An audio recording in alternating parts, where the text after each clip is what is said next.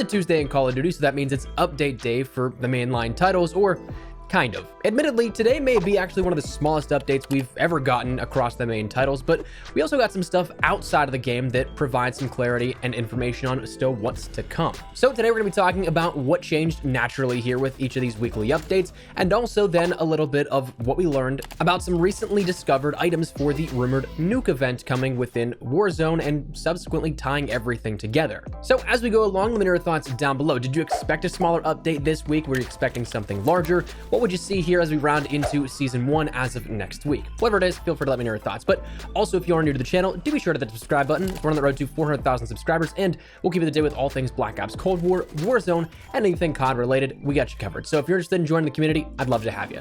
That said, let's talk about what changed and what's to come. So as we mentioned, we're kind of going to be going back and forth here, so bear with me because we're going to start with what's new in COD and what we learned about recently, going from Cold War to Modern Warfare and Warzone to back to Cold War.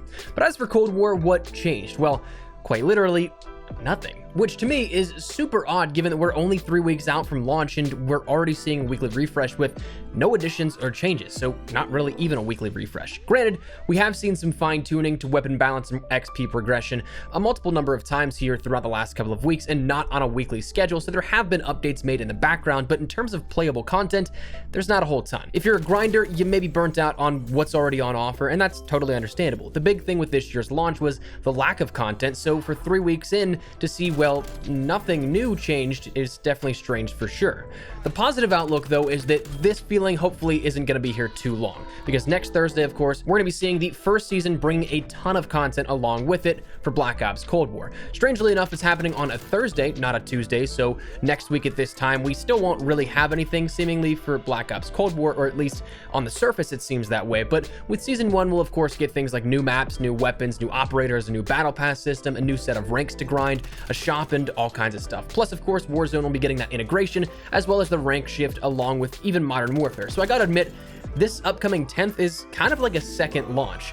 The launch of the game was, well, kind of beta 2 with campaign and zombies, but jokes aside, one thing that is at least a positive of no real major change in the game for Black Ops Cold War today is that Nuketown 24/7 is still a thing. It looks to be going for what seemingly is another week, unless they have a playlist refresh as of Thursday, maybe to be the 1 week out mark from Season 1 of Cold War, but right now it is something that looks like there is no immediate end time for Nuketown 24/7. So if you want to grind out those weapon levels or regular levels, that's of course a great place to do so. Now this is available of course in core and hardcore. I was playing a ton of hardcore Nuketown this past week. Some matches were great, probably some of my worst matches I think I've played yet, but that's Nuketown. Right now, a fair warning though is that it does seem like XP isn't awarding as much in Nuketown as opposed to other regular 6v6 modes and other traditional maps. Whether that's intentional or not, yields for weapon XP seems to be slower across maps outside of the Nuketown rotation. So when you consider how many interactions you end up getting, probably double as opposed to, say, Armada Strike or something like that,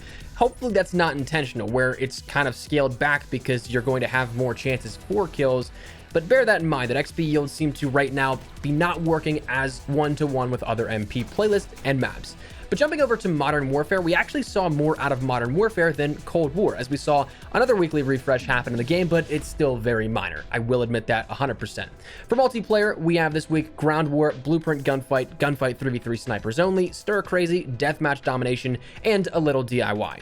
Stir Crazy being a 10v10 mosh pit on smaller maps, and a little DIY being a mosh pit of modes on Hard Hat and Scrapyard. For Warzone, it's your normal Battle Royale, solos, duos, trios, and quads, and then Plunder Quads was re-added as opposed to Blood Money trios being taken out of the rotation.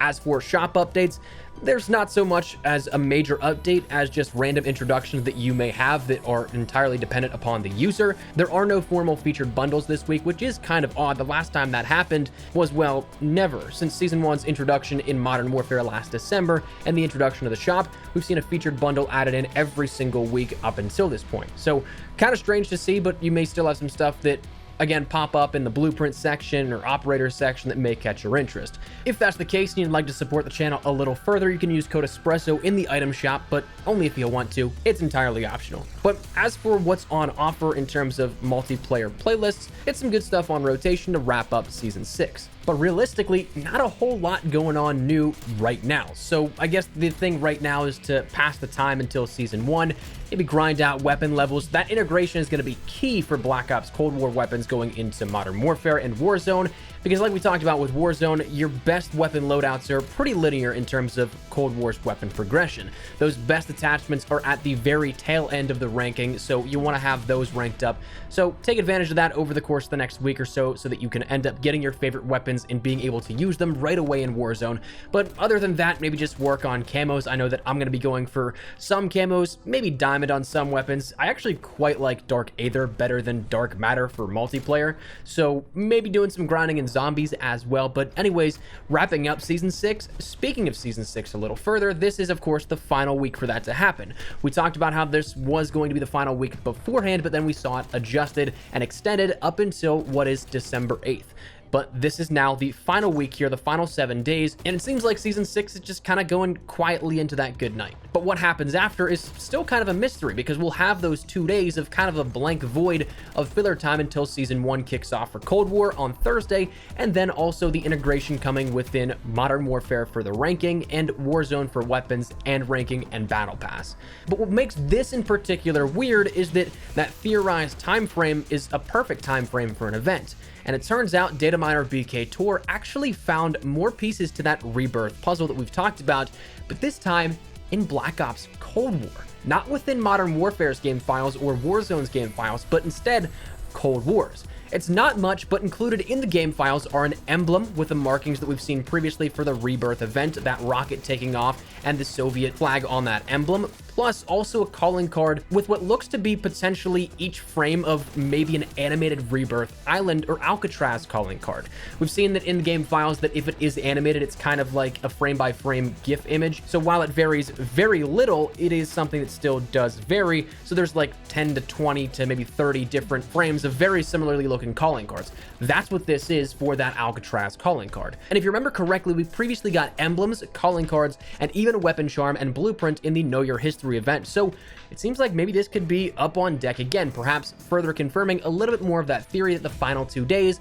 between Season 6 of Modern Warfare and that integration to follow for Season 1 of Cold War could be used as an event window and a buffer of some sorts. So I'm very much so looking forward to what happens here over the course of the next week. Right now, I'm not expecting a whole ton because these weekly refreshes didn't really yield a whole ton, but with us getting ever so closer to Season 1, that means we gotta have some teasers coming up relatively soon. So I'm excited to see what happens here at this. Tomorrow, we're gonna be talking leaks because right now, as of recording this, there's a ton of stuff coming out right now, so we'll keep you recapped with all of that here as of probably tomorrow. So for the time being, stick it here on the channel if you're interested in any of that. Of course, that's where we're going to wrap it up. So hopefully you enjoyed the video. If you did, make sure to drop a like down below. And of course, if you are new to the channel, make sure you guys subscribe so you don't miss a single thing regarding all things Black Ops Cold War, Warzone, Season 1 content, and anything COD related. We got you covered here on the channel. So if you're interested, hit the subscribe button. If you also want to follow me over on Twitter and Instagram, those are the best places to get connected outside of YouTube. Probably live on both those. If you guys want to strike up a conversation, ask me a question, whatever it may be, that link is down there in the description below. That said, thanks so much for watching. Mine has been Espresso. I'll see you guys later.